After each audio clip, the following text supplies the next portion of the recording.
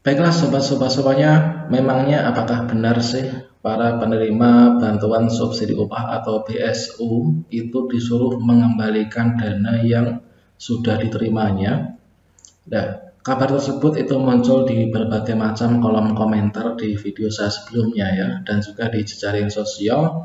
Itu banyak yang sedang membahasnya. Apakah benar untuk penerima BSU bantuan subsidi upah itu disuruh mengembalikan dana yang sudah diterimanya. Kemudian jika memang disuruh mengembalikan, kalau tidak dikembalikan apa konsekuensinya? Kemudian mekanismenya gimana? Di sini marilah simak video ini sampai selesai ya. Namun sebelum saya lanjutkan, marilah teman-teman bagi yang belum subscribe channel Calon Guru ini segera subscribe dan diaktifkan notifikasi loncengnya sehingga nanti jika ada video terbaru dari saya, teman-teman akan mendapatkan notifikasi di HP masing-masing ya. Dan silahkan share video ini sebanyak-banyaknya dan tulis di kolom komentar jika ada yang ditanyakan.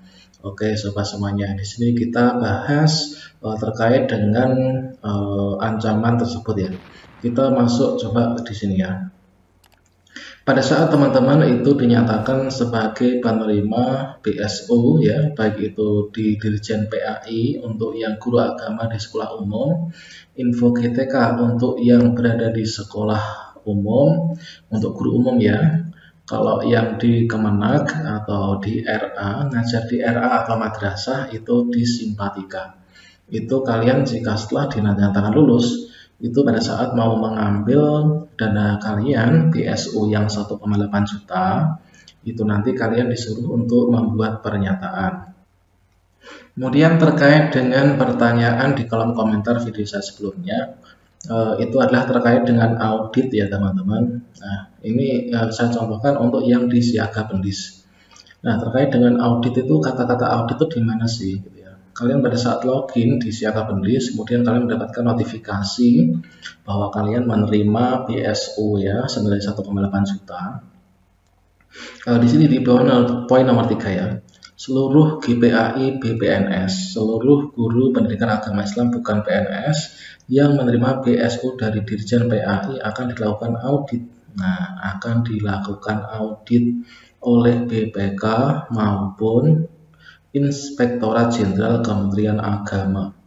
Nah, akan dilakukan oleh audit oleh Badan Pemeriksa Keuangan ataupun Irjen Inspektorat Jenderal Kementerian Agama. Jika penerima di kemudian hari dinyatakan tidak memenuhi syarat sebagaimana yang tertera pada kartu BSU atau petunjuk teknis BSU, maka penerima harus bersedia mengembalikan dana bantuan tersebut secara penuh. Nah, jadi ini bukan main-main ya teman-teman. Ini adalah sebuah pengumuman yang diberikan di Siaga Pendis bagi siapa saja yang menerima BSU, namun setelah dilakukan audit kok tidak layak untuk menerima BSU, tetap diambil, itu akan berkemungkinan untuk disuruh mengembalikan dana tersebut. Nah, kemudian di sini kan ada kata-kata jika di kemudian hari tidak memenuhi syarat untuk menerima BSU. Sebenarnya syarat untuk menerima BSU itu apa sih sobat semuanya? Coba kalian simak ya. Di sini ketika kalian sudah unduh kartu BSU, kalian akan mendapati ini. Nah, ini. Pada saat surat pernyataan ini kalian tanda tangani kan, saya menyatakan dengan sesungguhnya bahwa saya telah memenuhi persyaratan penerima BSU. Nah, di sini syarat menerima BSU yang pertama ini adalah mengajar PAI pada sekolah. Yang kedua, status pegawai saat ini bukan CPNS atau PNS. 3. Penghasilan di bawah 5 juta rupiah per bulan. 4. Penerima BSU dari unit atau instansi lain, bukan penerima BSU dari unit atau instansi lain. Jadi di sini yang dimaksud dengan teman-teman itu nanti akan dilakukan audit oleh Inspektorat Jenderal Kementerian Agama maupun BPK. Jika tidak memenuhi persyaratan, itu akan disuruh mengembalikan dana bantuan secara penuh. yang mana syarat untuk bantuan tersebut itu adalah satu, kalian harus mengajar PAI ya, nggak ngajar yang lain. Kemudian status kalian bukan PNS atau CPNS. Yang ketiga, penghasilan kalian di bawah 5 juta, harus itu. Bukan penerima BSU dari unit atau instansi lain. Jadi, jika ternyata kalian itu menerima kartu prakerja atau menerima BST, BLT, Banpres UMKM, atau BSU dari Info GTK, BSU dari Simpatika. Kalau ternyata kalian masih menerima BSU di sini, maka teman-teman terancam untuk disuruh mengembalikan dana. Nah, disuruh mengembalikan dana ini teman-teman setelah dilakukan audit. Nah, jadi itu adalah penjelasannya ya.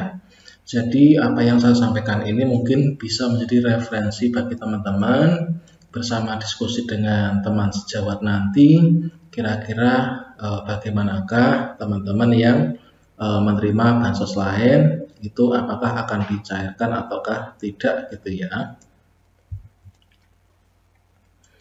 Kemudian jika teman-teman itu merasa memang sudah memenuhi syarat dari kelima ke empat ini, yaitu kalian memang benar-benar ngajar PAI, kalian benar-benar bukan PNS atau CPNS, kalian memang benar-benar penghasilannya di bawah 5 juta, kalian bukan penerima BSU dari unit atau instansi lain, maka jika kalian menerima notifikasi seperti ini di Siaga Pendis kalian, di Simpatika kalian, atau di Info GTK kalian, maka setelah kalian dinyatakan lolos sebagai penerima BSU yang senilai 1,8 juta ini, segera saja kalian unduh kartu BSU-nya, segera dicairkan ke bank.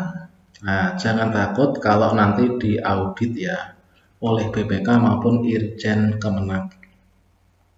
Asalkan teman-teman itu jujur, asalkan teman-teman itu memenuhi persyaratan, maka jangan ragu-ragu untuk mencarikan dana BSU kalian. Nah, itulah sobat semuanya. Semoga konten ini bermanfaat untuk kalian dalam menjawab pertanyaan pada kolom komentar di video saya sebelumnya.